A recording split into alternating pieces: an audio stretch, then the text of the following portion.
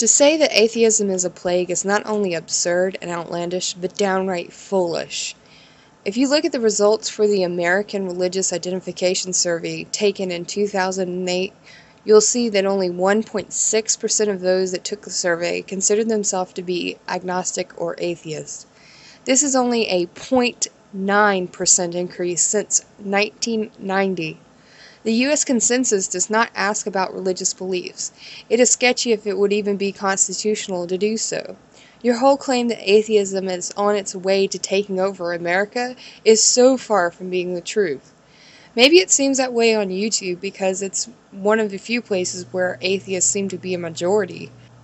In Article 6 of the United States Constitution, it says, "No religious test shall ever be required as a qualification to any office or public trust under the United States."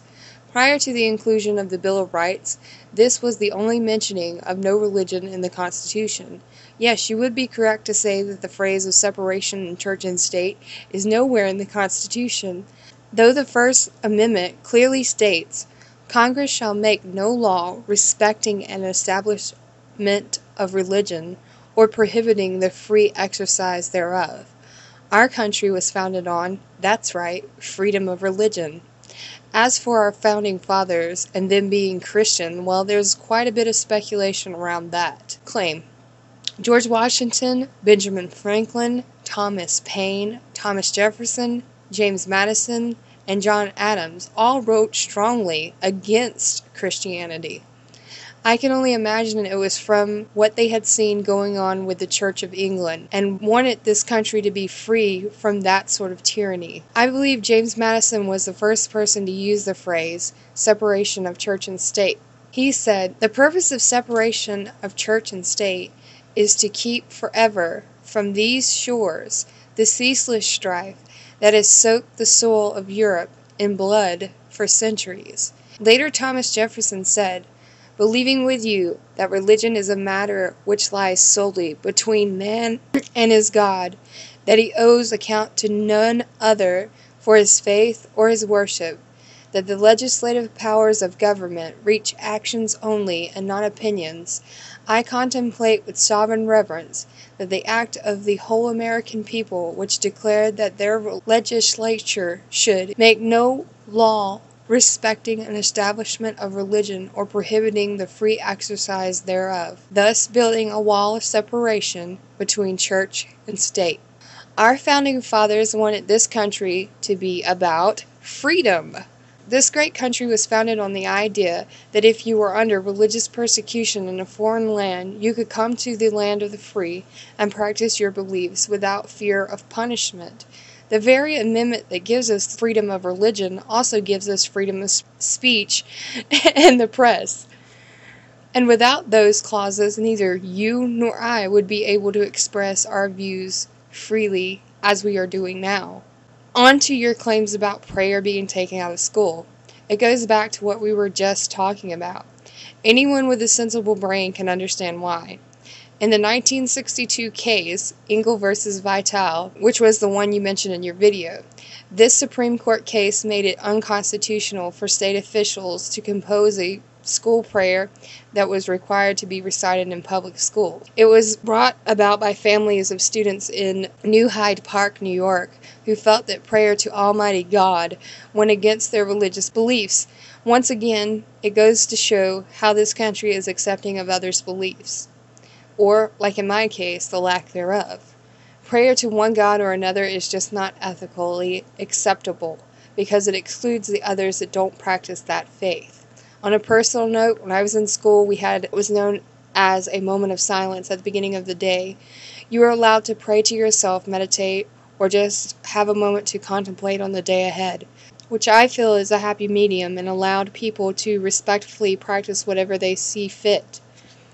To say that prayer being taken out of school is a downfall of America is quite illogical. As far as what you say about evolution being taught in school, and the reason teenagers act like animals is because they're taught they come from apes or monkeys. What do you propose we teach in school? Intelligent design? No, because there is no, and I mean no, real scientific evidence to support the claims that intelligent design tries to make.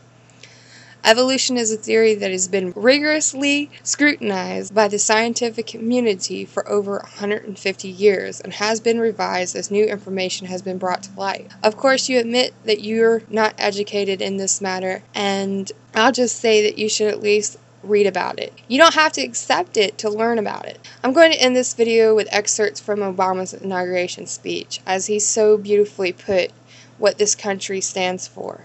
In reaffirming the greatness of our nation, we understand that greatness is never a given. It must be earned. Our journey has never been one of shortcuts or settling for less. It has not been the path for the faint-hearted, for those who prefer leisure over work or seek only the pleasures of riches and fame. Rather, it has been the risk-takers, the doers, the makers of things.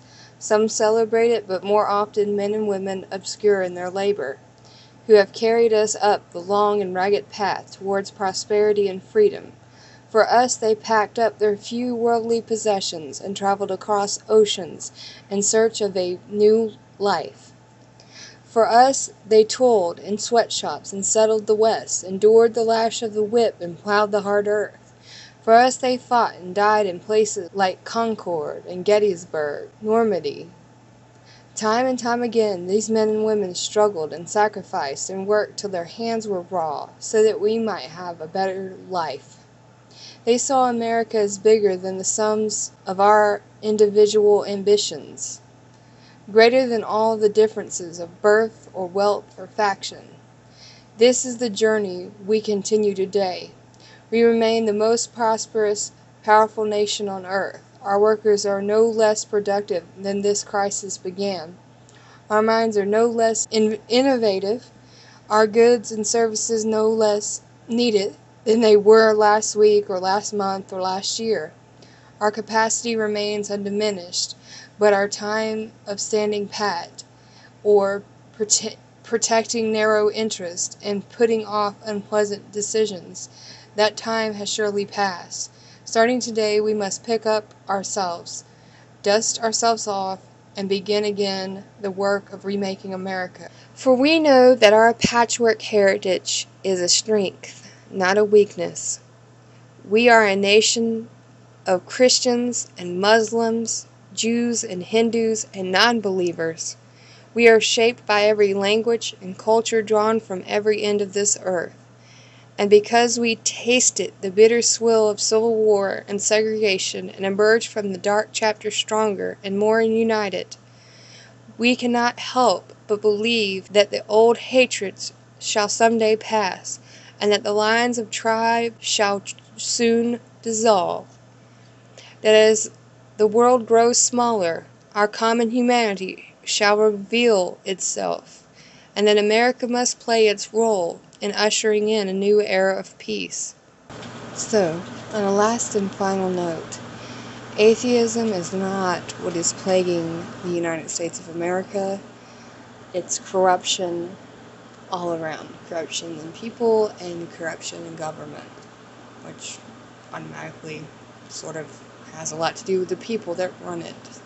So, yeah, that's it. Good night. Good day, all that good jazz.